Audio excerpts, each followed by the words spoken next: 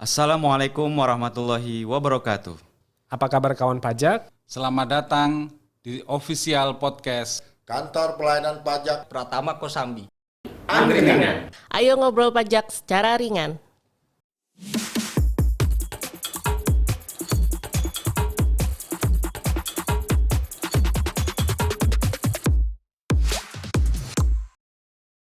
Assalamualaikum warahmatullahi wabarakatuh. Selamat datang kembali di Angkringan.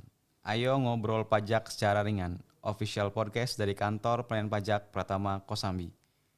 Di Angkringan kali ini kita akan bahas satu tema yang akan menjadi terobosan terbaru dari Direktorat Jenderal Pajak, yaitu mengenai IPBK. Ditemani oleh saya Muhammad Miftahudin dan rekan saya Bapak Muhammad Taufik.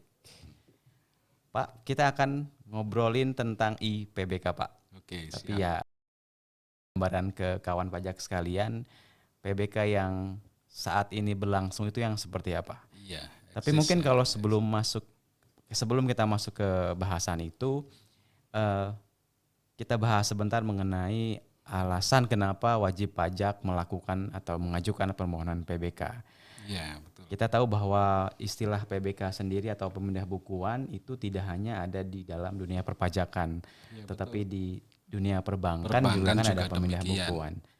Pemindah bukuan sederhananya adalah ada kesalahan. Kalau dalam perpajakan berarti ada kesalahan dalam penyetoran pajak. Penyetoran pajak.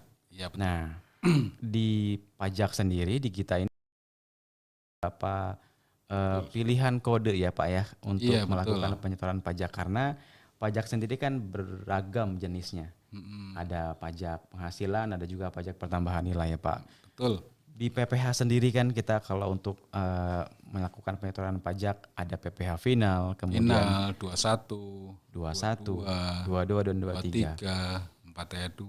Menurut final Bapak itu tadi. Ya, menurut Bapak apa sih yang menjadi alasan utama wajib pajak melakukan kesalahan dalam penyetoran pajak, Pak?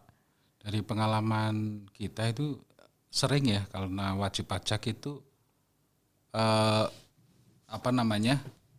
itu karena ada kode jenis mata anggaran penerimaan itu, kode jenis pajaknya sekaligus kode jenis setorannya. Itu kan banyak sekali ya Mas Miftah ya.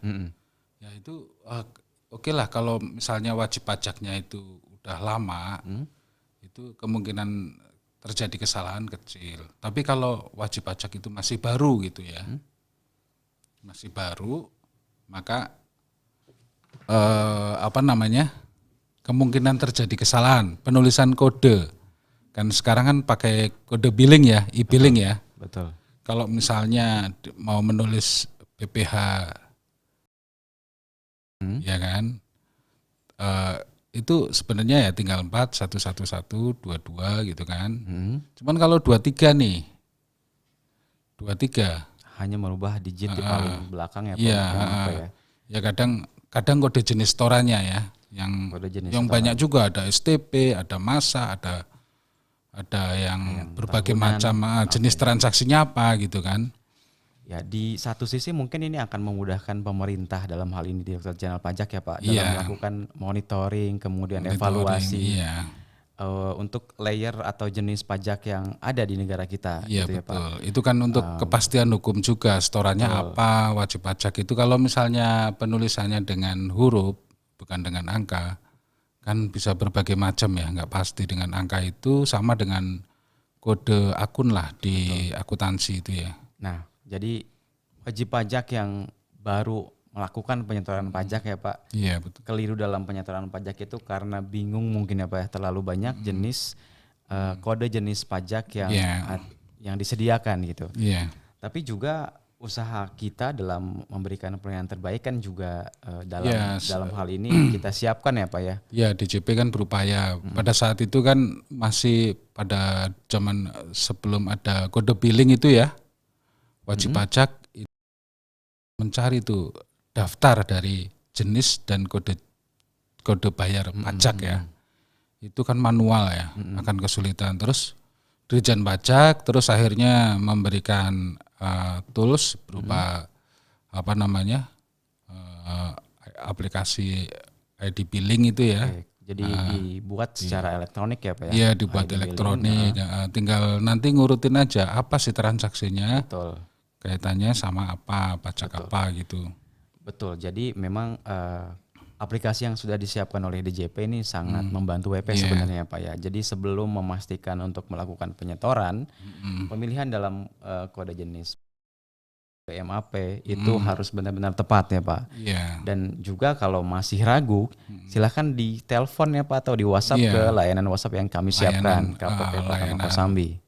Layanan telepon maupun Betul. WhatsApp ya kan. Dan satu hal lagi bahwa kode billing yang dibuat oleh wajib pajak itu berlaku selama 1 bulan kan Pak ya. Oh iya, Artinya, betul. artinya kalau misal masih ada keraguan dalam hal ini benar atau tidak gitu, sedangkan kode billing sudah dicetak, itu bisa ditanya ke kami gitu ya, apakah ini benar atau tidak ya Pak ya sebelum betul. melakukan penyetoran.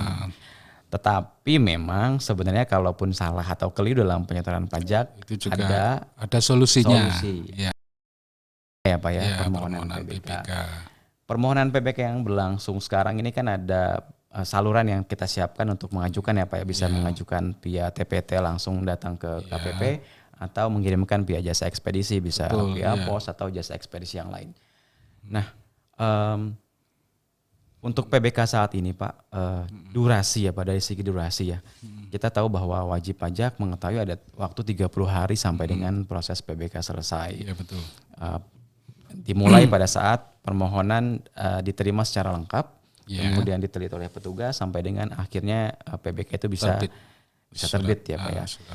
Jadi keraguan atau ketakutan wajib pajak atas setoran, ini setoran saya hilang apa gimana, kan nggak Itu gitu juga, ceritanya Pak ya. Itu yang menjadi keraguan WP ya. Iya, itu bisa minta tolong minta dibantu oleh petugas di kantor pajak kan tentunya ya. Misalnya kehilangan setoran pun ya misalnya. Itu kan lampiran SSP-nya itu hilang katakanlah ya. Itu kan itu sebagai syarat lampiran ya di pengajuan PBK ya. Itu kan nanti bisa minta tolong ke petugas pajak, ke akun representatif atau ke penyuluh di kantor pajak atau ke 1.500-200 ya kan. Ya pokoknya kantor pajak itu selalu mencoba memudahkan wajib pajak Ya, dalam. betul. Kemudian tadi bahwa wajib pajak jangan merasa bahwa pada saat salah setor, salah melakukan penyetoran, kemudian setoran jadi hilang begitu saja, atau kayak saya harus nyetor 2 kali gitu kan, yang sebenarnya bisa dilakukan pemindah bukuan, bisa dibenarkan ke kode yang tepat. Iya betul. Nah Pak, PBK yang saat ini berlangsung adalah wajib pajak jika ingin mengetahui hasilnya atau memonitoring ini sudah sejauh mana, misal permohonan diajukan minggu lalu. Kemudian untuk mengetahui perjalanan apakah PBK-nya sudah selesai atau masih dalam proses atau bahkan belum ditindaklanjuti, kan wajib pajak salah satunya bisa dengan menelpon KPP atau WA sesuai dengan yang disiapkan oleh tiap-tiap KPP. Itu yang berlangsung sekarang ya Pak ya. Wajib pajak memang harus aktif. Iya harus aktif. Iya. Harus aktif memonitoring permohonannya Pak ya. Karena seringkali kita temukan wajib pajak yang mengajukan PBK itu adalah sebenarnya setoran untuk melakukan pelaporan. Contoh misalkan PPN. Penyetoran PPN sudah dilakukan misalkan tanggal 20 November untuk yang masa Oktober.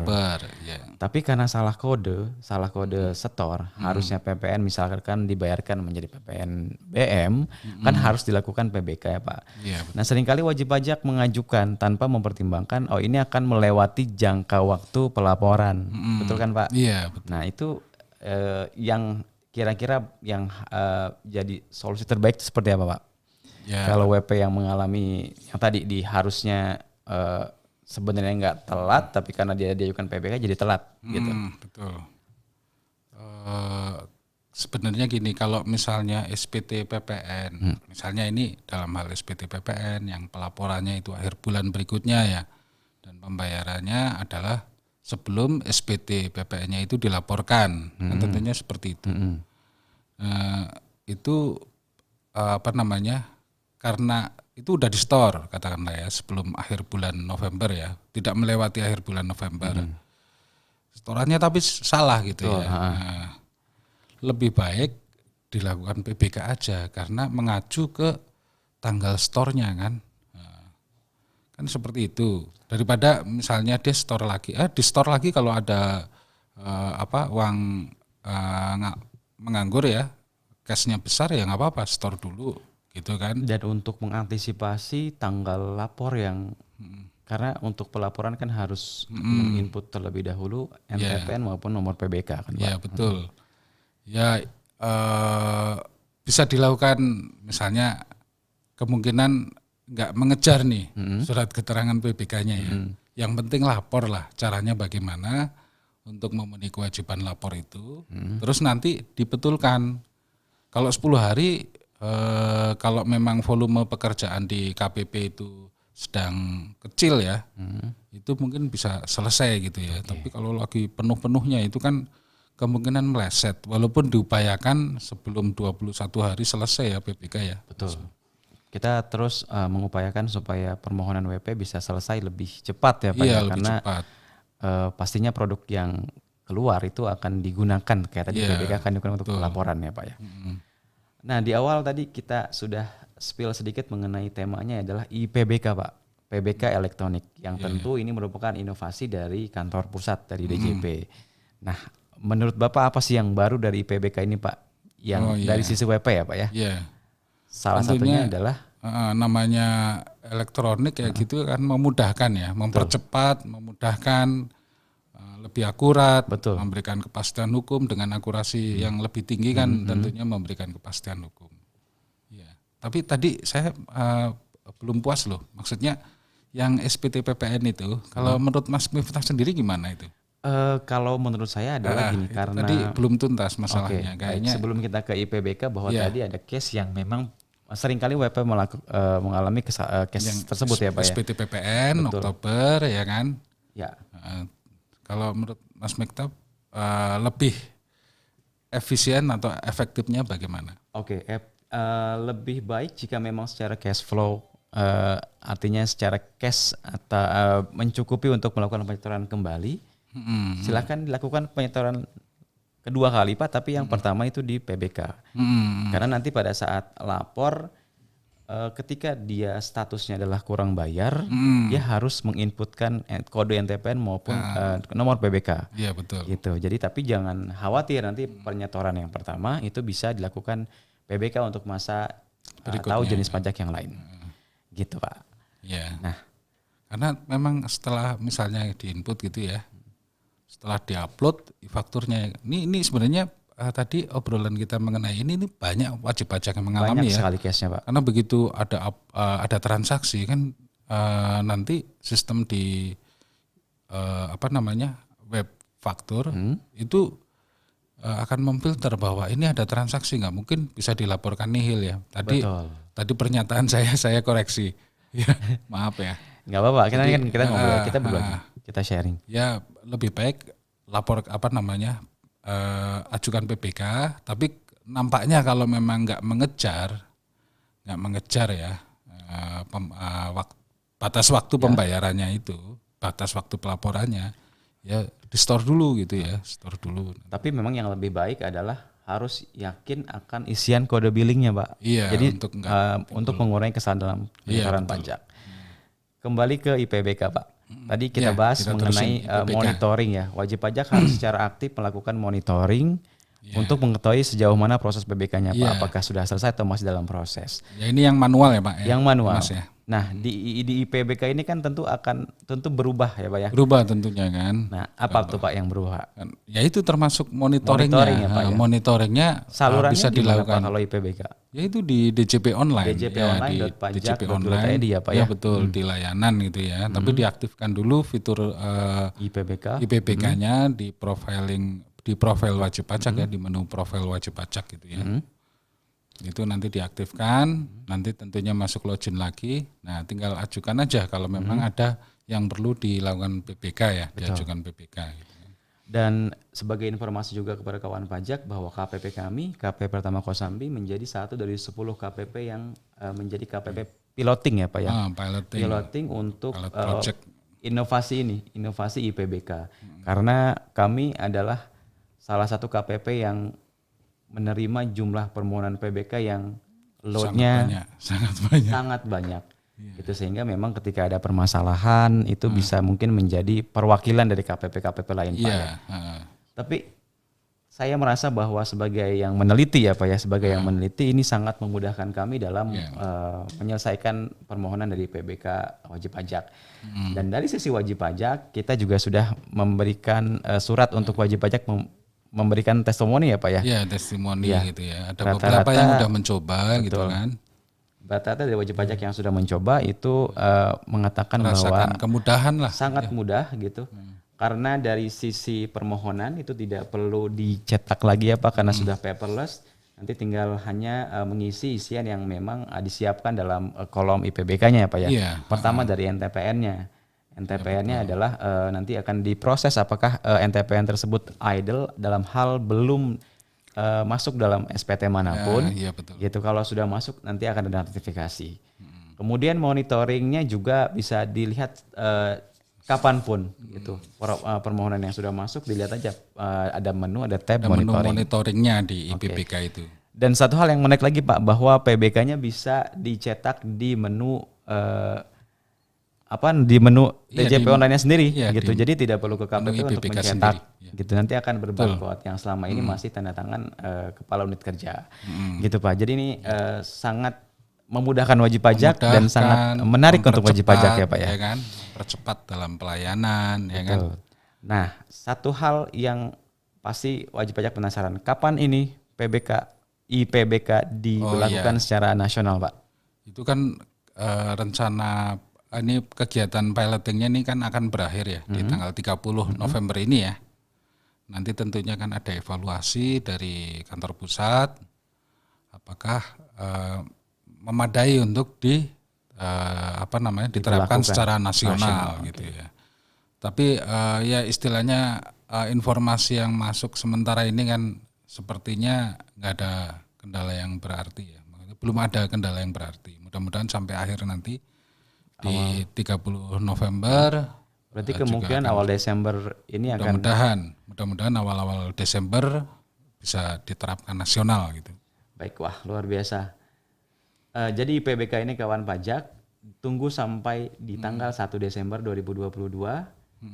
Kemungkinan besar kantor pusat DJP akan merilis IPBK untuk seluruh wajib pajak di seluruh Indonesia. Nasional. Ya, ya. Tapi ini Mas Miftah ya, untuk KPP yang yang wilayahnya itu dijadikan kegiatan piloting IPBK ini ya seperti untuk Banten ini Kosambi sendiri, Serpong, Tangerang Barat, Tiga Raksa ya wajib pajak yang terdaftar di situ ya silahkan aja. Langsung pakai aja. Betul, karena sudah dibuka ya Pak untuk pelayanannya Pak ya. Oke, Pak Topik, ini sepertinya obrolan kita bisa kita akhiri ya Pak ya. Kita cukup memberikan informasi tentang IPBK yang nantinya bisa kawan pajak sekalian gunakan di 1 Desember ya Pak ya untuk seluruh mudah-mudahan wajib pajak di awal Desember. Baik kawan pajak, mungkin cukup sampai di sini obrolan ringan kita ya Pak ya. Iya betul. Nantikan obrolan berikutnya di sesi angkringan berikutnya. Jangan lupa untuk mensubscribe, share, like, dan komen seluruh tayangan di YouTube official podcast kami. Terima kasih sudah menonton angkringan di sesi kali ini. Saya Miftah. Saya Taufik. Kami pamit undur diri. Akhir kata, Assalamualaikum warahmatullahi wabarakatuh. Sampai jumpa. Sampai